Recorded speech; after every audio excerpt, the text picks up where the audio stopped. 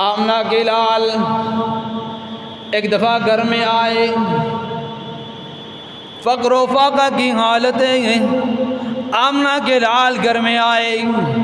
ام المؤمنین سیدہ عائشہ صدیقہ رضی اللہ تعالی عنہا سے پوچھتے ہیں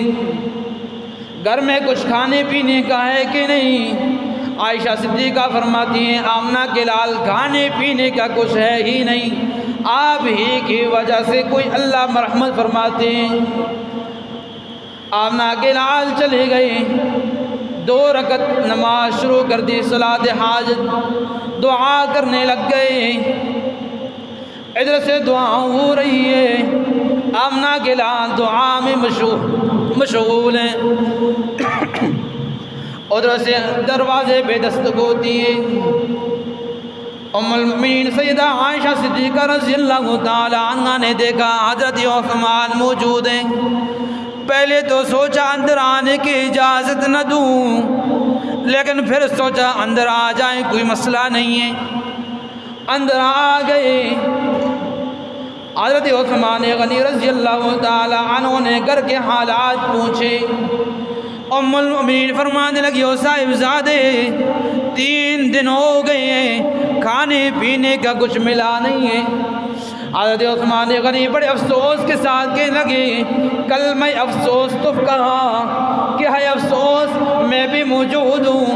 عبد الرحمن ابن عوف موجود ہیں، کئی مالدار صحابہ موجود ہیں، آپ نے بتایا کیوں نہیں؟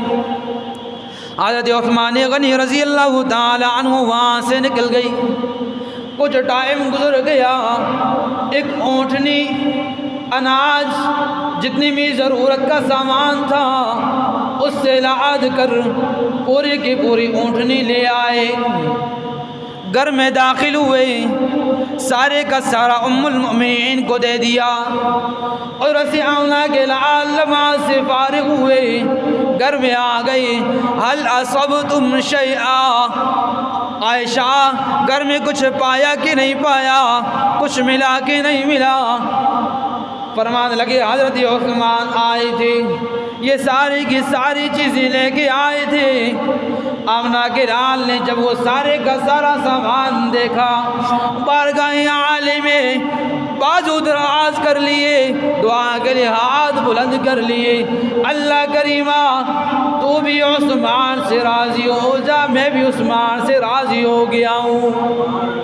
رضیت عثمانہ،